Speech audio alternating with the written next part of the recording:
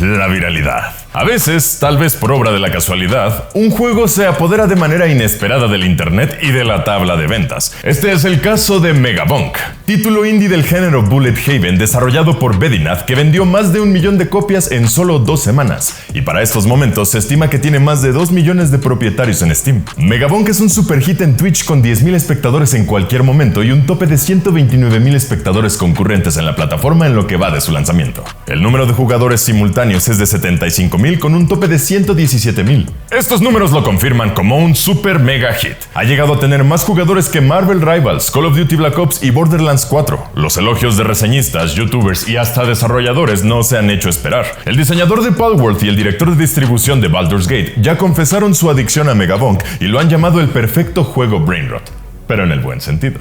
Pero, ¿qué es Megabonk?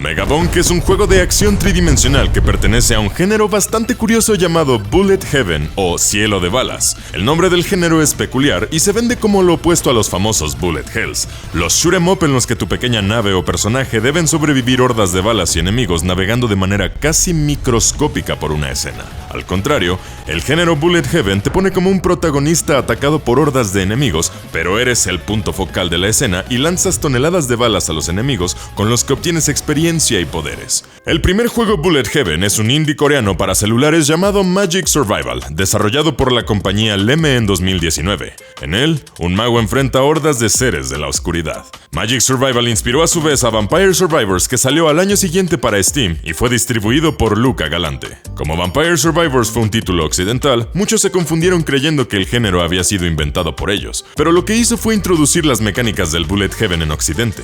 Ciertamente, al que hay que honrar es a Magic Survival, del que Vampire Survivors incluso tomó parte del nombre con un pequeño cambio. A partir de entonces han aparecido múltiples Bullet Heaven.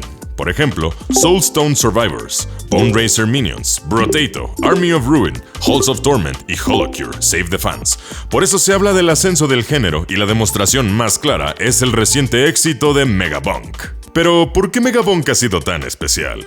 En realidad, Megabonk representa una evolución para el género, aunque también conserva muchos de los fundamentos que han hecho que los Bullet Heaven sean una experiencia tan adictiva y gratificante para muchos. Muchos reseñistas señalan que el formato tridimensional del juego es una de las cosas más importantes que lo distinguen de otros del género. Es verdad que hay juegos del género con gráficos tridimensionales, pero generalmente son más un adorno, puesto que la geometría sigue siendo plana.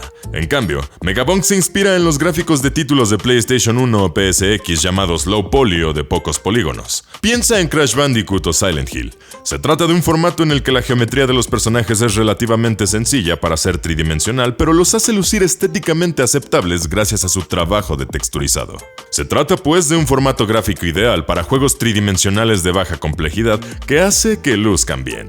Además, ahora todo lo retro se ha ido para las nubes y Megabonk decidió unirse a la tendencia, así que el momento en mercado es el mejor para ser bien recibido. Fuera de la propuesta gráfica y de entornos, ¿qué caracteriza a Megabonk? La premisa del juego es bastante simple: pasar niveles en los que las hordas de enemigos se acercan a ti mientras los despachas con tus armas y recoges diamantes que dan experiencia, recoges ítems en cofres y resuelves diferentes retos. En el inicio solo tienes 2 personajes: Fox, que es bastante parecido al avatar del desarrollador del juego, y Sirufi, un caballero medieval. Conforme avanzas y pasas diferentes retos o cumples diferentes condiciones, desbloqueas más personajes divertidos, como Calcium, un esqueleto que va en patineta, Megachad, que hace honor al meme porque detiene el daño al hacer un flex, Ogre, que se especializa en el daño, Revolver, un tipo de robot vaquero especializado en críticos, Dicehead, que mejora una de sus estadísticas al azar cada nivel, Monkey, especializado en escalar paredes, pero hay muchos más. El total es de 20, que incluye al personaje para verdaderos chats, Sir Chadwell, que obtiene 1% de dificultad por nivel.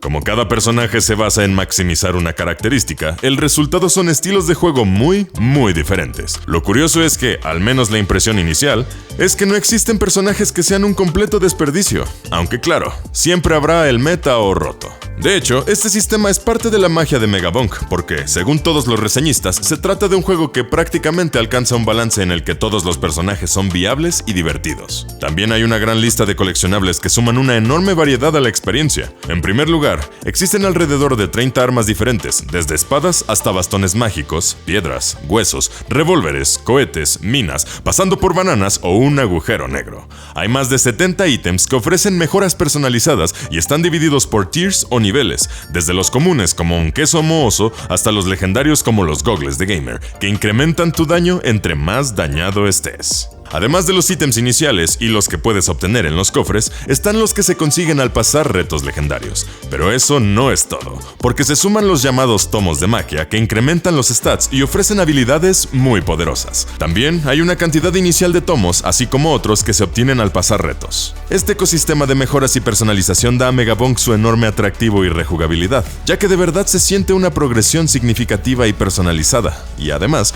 las sinergias que se crean entre personajes, ítems y armas son muy interesantes y justamente dan variedad. En Megabonk empiezas a intentar sobrevivir siendo muy débil y con ataques ridículos, pero conforme el tiempo pasa y obtienes mejores ítems y armas y pasas retos, te conviertes en un arma de destrucción masiva. Es precisamente esta progresión satisfactoria la que todos los reseñistas han alabado. El siguiente aspecto importante de Megabonk, pero quizás un poco problemático aún, son los mapas. Por el momento solo hay dos: Bosque, el mapa inicial, que es el favorito de todos, y Desierto, que introduce mecánicas como tornados, enemigos venenosos y muchas áreas abiertas. Ambos son procedurales y generados al azar, así que en teoría son diversión garantizada. El aspecto problemático es que son muy pocos, y realmente pocos quieren el del desierto. Y aquí podemos introducir una cuestión interesante. ¿Quién es Bedinath, el desarrollador de Megabonk? Si nos guiamos solo por la información confirmada, se trata de un desarrollador indie noruego que surgió de la nada, pero las teorías de conspiración tienen algo de sentido en esta ocasión. En efecto, si inviertes las letras de Bedinath, obtienes el nombre DaniDev, otro desarrollador indie noruego conocido por títulos como Muck, Crap Game Carlson y Rerun. Este desarrollador es desconocido para los hispanohablantes, pero tiene historia para el público noruego y anglosajón. DaniDev es famoso por cierta tendencia a la viralidad. Ha colaborado con MrBeast Pablo y tiene un canal con cientos de videos con retos muy parecidos a los del mencionado youtuber. Hace un tiempo, DaniDev desapareció de la faz de la Tierra debido a sus retrasos en el desarrollo del juego Carlsen, que lo llevaron a recibir troleo y amenazas. Otras similitudes a tomar en cuenta es el estilo de Megabonk respecto a los de los juegos de DaniDev, que se caracterizaban por la viralidad y por priorizar diversión por encima de profundidad o trama. Aunque se trata de un rumor y algunos defienden la posibilidad de que Bedinath sea simplemente un fan de DaniDev, la enorme experiencia de DaniDev y el hecho de que Megabonk sea un superhit con un motor bastante avanzado y buenas bases en ludología y diseño, además de que ambos viven en Noruega, hacen casi imposible que no se traten de la misma persona. De cualquier manera, pensamos que todo esto hay que tomarlo con un grano de sal.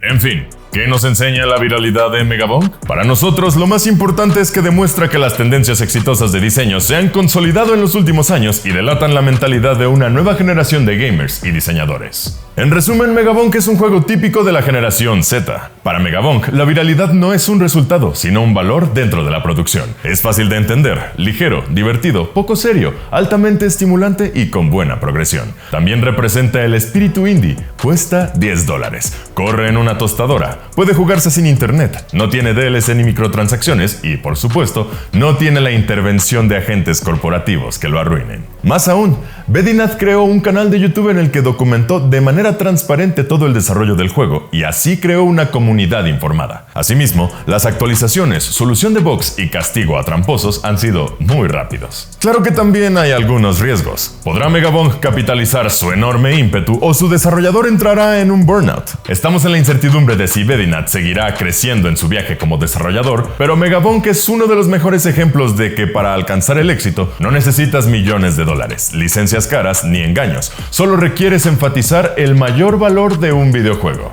la diversión. ¿Y tú? ¿Ya probaste Megabonk? No olvides comentar, dar like y suscribirte para las últimas tendencias virales solo aquí en Level Up Virus. Nos vemos.